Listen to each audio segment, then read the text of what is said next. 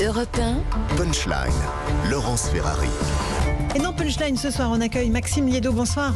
Journaliste et écrivain. Bienvenue. Génération fracassée, c'est votre livre aux éditions Fayard, toujours. Merci. François Pupponi est la députée apparentée Modem du Val d'Oise. Bonsoir François. Bonsoir. Et nous sommes avec Louis de Ragnel, chef du service politique d'Europe 1. Bonsoir Louis. Bonsoir Laurence. Beaucoup de choses au menu ce soir. On va parler d'Éric Zemmour avec une rencontre un peu mouvementée ce soir. Il y a des manifestations qui commencent à s'organiser à chaque déplacement d'Éric Zemmour. On verra ce qu'il lui reproche. On parlera de Marine Le Pen, elle, qui est en Hongrie, aux côtés de Viktor Orban. On écoutera ce qu'elle a à dire. Mais on va juste commencer par ces violences à Lyon, dans le quartier de la Duchère, parce qu'elles ont été l'occasion d'un incident entre Gérald Darmanin et le maire de Lyon, Grégory Doucet, qui est un maire écologiste. 3 policiers de là-bas qui ont essuyé des tirs à l'arme automatique alors qu'ils surveillaient un point de deal. Et évidemment, ça a provoqué une passe d'armes entre le ministre de l'Intérieur, qui reproche le fait qu'il n'y ait pas assez de vidéosurveillance dans ce quartier-là, au maire Grégory Doucet. On va écouter d'abord un extrait de ce qui s'est passé à Lyon. Pas plus tard que la semaine dernière, sur la base d'une interpellation de mes services, on avait remarqué que, justement sur ce territoire-là, précisément de la Duchère, il n'y avait pas de couverture de vidéoprotection. Et donc, j'ai demandé à ce qu'on déplace certaines caméras pour justement pouvoir couvrir cette petite bande de territoire. Voilà pour le maire de Lyon, donc monsieur Doucet, qui explique que précisément à l'endroit où les policiers se sont fait tirer dessus, François Pupponi, il n'y avait pas de caméra, mais qu'il y en a une 60aine ailleurs. Est-ce que ça vous va comme réponse ou c'est un peu court ? Non, parce qu'il nous dit la semaine dernière, je me suis aperçu qu'il n'y avait pas de caméra. Mais le deal, il existe depuis des semaines, voire des mois, voire des années. Voilà. Donc, alors, il est maire depuis 1 an et demi, mais effectivement, avant c'était Gérard Collomb. Mais s'il avait démissionné quelque temps avant, et donc ça veut dire que ce lieu de deal qui est connu sur Lyon n'avait pas fait l'objet de vidéoprotection. Bon, voilà, il faut assumer quand on n'a pas géré un problème comme celui-là. Alors il va visiblement le rectifier, mais voilà, ça n'a pas été fait avant, et je pense que c'était une erreur. Et effectivement, Louis de Ragnel, Gérald Darmanin a sauté sur l'occasion pour lui rappeler à tous les maires de France l'importance de la vidéoprotection. Oui, absolument. D'autant que ce gouvernement a lancé en fait une série de contraintes entre les collectivités, les mairies en fait, et le ministère de l'Intérieur. Ça a commencé il y a 1 an et demi à Toulouse, justement pour le ministère de l'Intérieur en fait dote les villes de plus d'effectifs de police nationale, et de l'autre côté en fait les communes s'engagent à installer beaucoup plus de vidéoprotection, et puis aident aussi. Il y a tout un dispositif d'accompagnement, notamment pour mieux scolariser les enfants de policiers, le dispositif de crèche. Donc en fait pour Gérald Darmanin, s'il y a quelque chose assez insupportable, on va lui reprocher en fait un mauvais bilan, et de l'autre côté en fait ça dépend essentiellement de la responsabilité des maires.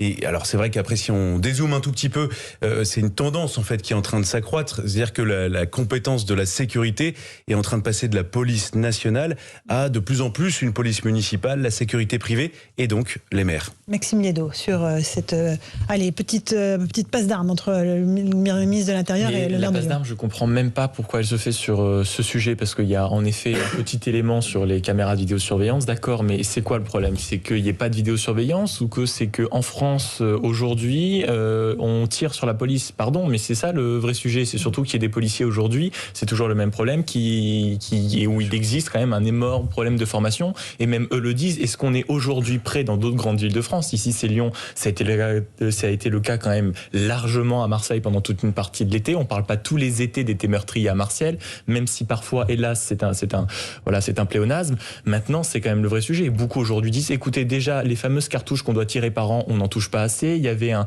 rapport de la Cour des comptes en 2017 qui expliquait que ça ne se faisait pas, et un rapport du Sénat en 2019 qui expliquait que sur ce thème précisément de la formation des policiers sur les armes et sur les séances de tir nécessaires à la bonne utilisation des armes, quand cela n'était pas fait, il y avait convocation à la hiérarchie, et quand ce n'était pas convocation à la hiérarchie, c'était obligatoirement rattrapage de ces heures perdues. Or aujourd'hui, on voit que c'est pas le cas, et malheureusement, ce manque de formation, ça peut quand même malheureusement mettre les policiers dans la panade. Oui, enfin là, c'est pas vraiment le sujet de la formation. François Pupponi, on tire à la Kalachnikov là, parce que là, c'est des armes automatiques. Formé, pas formé. Mais on l'avait annoncé, c'est-à-dire qu'à partir du moment où on attaque les trafiquants et les dealers, ils vont se défendre.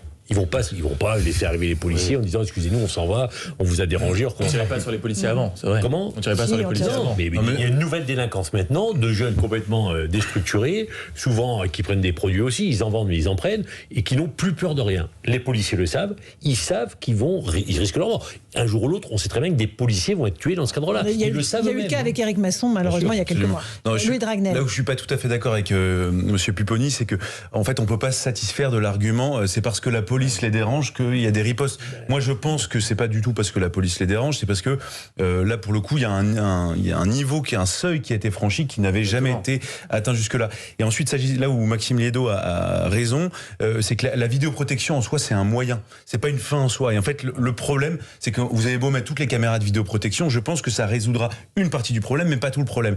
Et c'est pour ça qu'il faut s'intéresser effectivement aux moyens. Moi je pense que le moyen n'est pas du tout suffisant. Ce qu'il faut, et on voit qu'Emmanuel Macron a commencé à le faire à Marseille, c'est l'objectif c'est de reconquérir complètement ces territoires, d'asphyxier les trafiquants et de les désarmer. Et donc pour le coup il n'y a qu'une seule solution, c'est ce qui a été fait à Marseille, donc c'est mettre à demeure des unités de force mobile, des CRS ou des escadrons de gendarmes mobiles qui arrêtent de bouger, parce qu'en fait à chaque fois, là c'est ce qui s'est passé, le ministre de l'Intérieur annonce le renfort je crois de 70 policiers, ils vont venir aller pendant 3-4 jours et puis après ils vont repartir. Et donc en fait on ne résout jamais le problème. Moi je pense qu'on est dans une logique de reconquête territoriale et donc faut sanctuariser. Il y a 2 CRS maintenant à Marseille, pourquoi pas 4 de manière pérenne à Lyon, et qui sont chargés matin, midi et soir de ne faire que ça et de reprendre le terrain. Et en fait on a essayé on a tourné le problème, honnêtement ça fait 15 ans qu'on tourne le problème dans tous les sens. Pour moi il n'y a pas d'autre solution. Il n'y a pas de présence policière permanente. Il manque 40 000 policiers pour faire ça, on le sait, il faut les recruter. Voilà. Et tant qu'on les recrute pas, spécialisés dans le maintien de l'ordre. Mais tant qu'on ne les recrute pas, tant qu'on ne les forme pas pour cela, on ne pourra pas tenir. C'est pas les gardiens de la paix de 20 ans. Maxime Liédot. Et pour ajouter à cela, je trouve que Louis Dragnel a totalement raison quand il parle notamment du ministre de l'Intérieur. C'est-à-dire qu'il y a aussi, mine de rien, un décalage permanent entre ce qu'il dit et ce qu'il fait. C'est-à-dire que quand ça fait plusieurs mois qu'on voit ces images, malheureusement un peu trop souvent, qu'on a cette fameuse phrase « on ne cédera rien, on est sur le terrain, ils ne passeront pas, nous empêchons les trafics de drogue de dormir ». Bon alors ils dorment peut-être pas beaucoup, mais ils manient les armes russes à la perfection.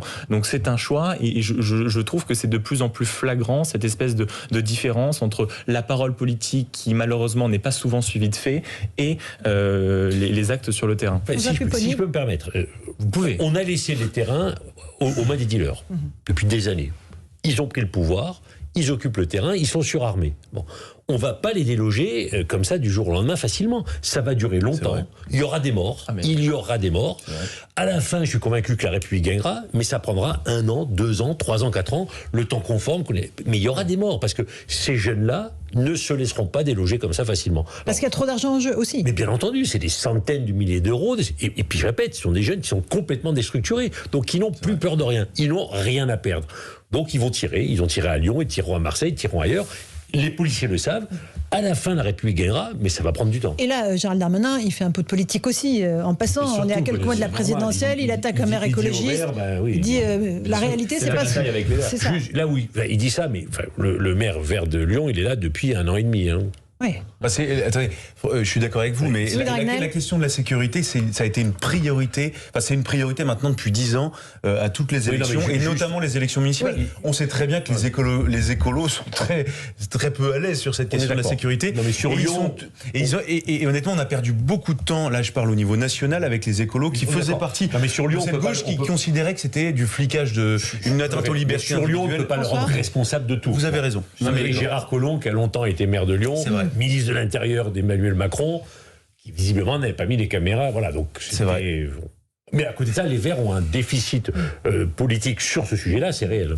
Maxime Liédot. Et là où, en effet, il faut souligner ça, c'est toujours un peu, même si je sais que c'est le rôle du politique, que c'est comme ça, je trouve ça assez gênant qu'en fait la seule chose qu'on retienne de cette journée et de ce qui s'est passé hier soir, c'est finalement le problème de vidéoprotection, alors qu'accessoirement on s'habitue à ces scènes de flics. Je suis étonné qu'on retienne seulement la petite phrase assez minable au passage de Gérald Darmanin sur la vidéoprotection, quand on sait que des policiers se font... Mais parce que il a quand même proposé 3 fois au maire de Lyon d'installer ces D'accord, contrats. mais là, c'est pas le sujet. Il y a une Il aide y a de des l'État. policiers Et cette aide a été refusée par le maire de Lyon. D'accord, mais le maire de Pardonnez-moi Lyon de peut- trouver ça un tout petit peu à côté de la plaque, qu'on retienne et de faire justement de la politique politicienne sur ce coup-là. On devrait plutôt Ouais, mais s'assurer c'est- du ça bien fait des que- policiers sur- et de comment ils vont et de pas sur s'habituer ce à François, coup, c'est quand même le maire de François. Lyon qui, hier, devant toutes les caméras, expliquait qu'on manquait de policiers, voilà, qui a un peu commencé. Le mieux sur ces sujets-là, qu'on ne fasse pas de polémique. Voilà, ni les uns ni les autres. Parce qu'une petite phrase entraîne une autre, effectivement, on retient que ça. Allez, on fait une petite pause. On se retrouve dans un instant dans Punchline sur Europe 1.